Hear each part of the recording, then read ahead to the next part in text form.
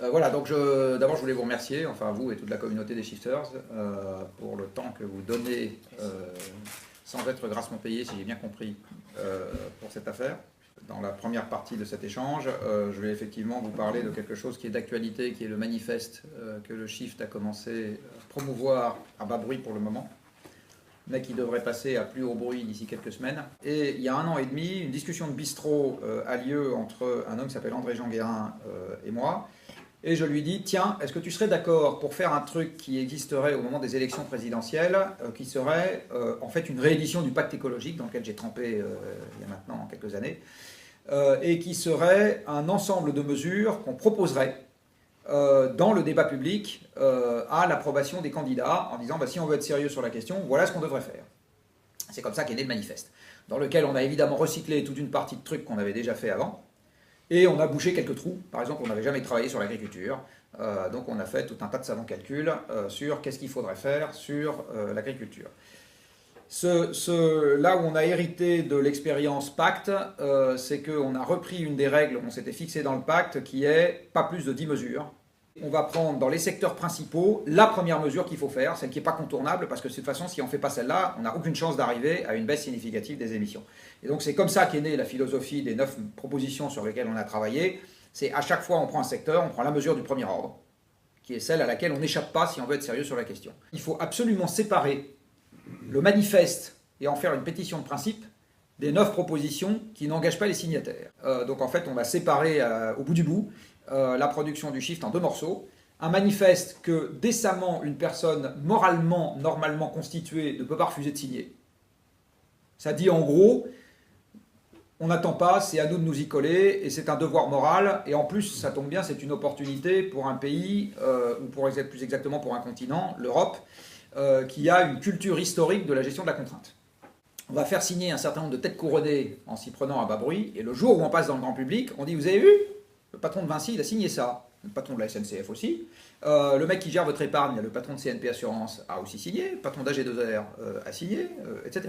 Donc, est-ce que vous voulez bien soutenir ce truc-là? Et c'est exactement comme ça qu'on est en train de s'y prendre. C'est-à-dire qu'aujourd'hui, on fait de l'approche directe auprès d'un certain nombre de têtes couronnées. Donc, on commence à avoir une liste pas complètement ridicule, qu'il faut encore muscler, mais qui n'est pas complètement ridicule. Et on est allé taper dans les gens qui sont dans notre public habituel, c'est-à-dire dans le monde économique, dans le monde académique et dans le monde des hauts fonctionnaires. Donc le manifeste a été construit autour de propositions d'action sectorielles.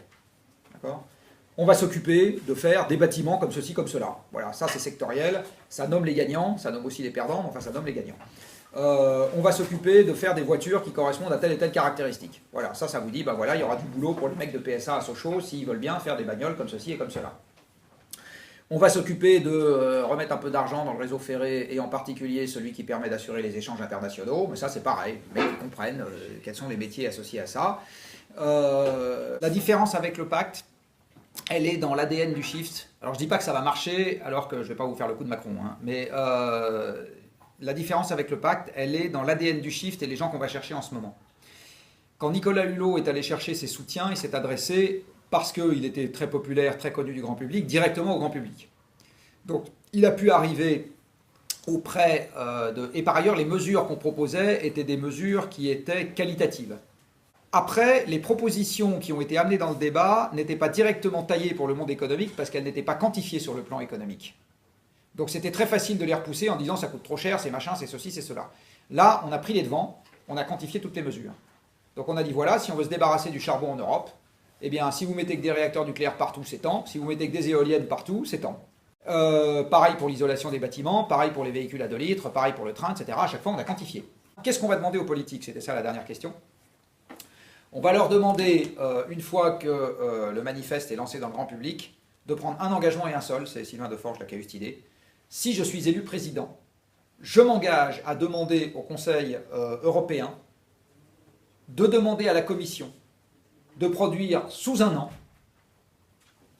une stratégie cohérente pour décarboner l'Europe au meilleur coût économique.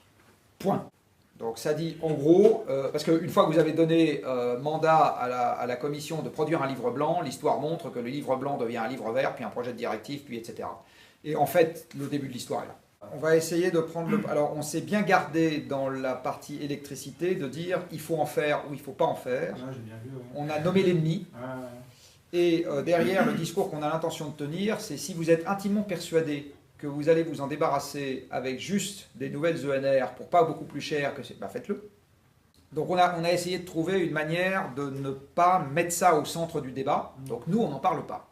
Bon, et je le redis, les gens qui sont convaincus qu'ils disent que maintenant qu'il y a la parité, machin chouette, etc., on peut faire avec des ENR, ma réponse, encore une fois, est de leur dire, bah, faites, où est le problème?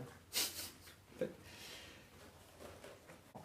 Et donc si on déplace sur le terrain de ce qu'on a envie de faire, ce que j'espère, c'est qu'en gros, la cristallisation sur le nucléaire se dissoudra dans un truc qui sera un projet de société plus large. Voilà. Mais c'est un pari, clairement.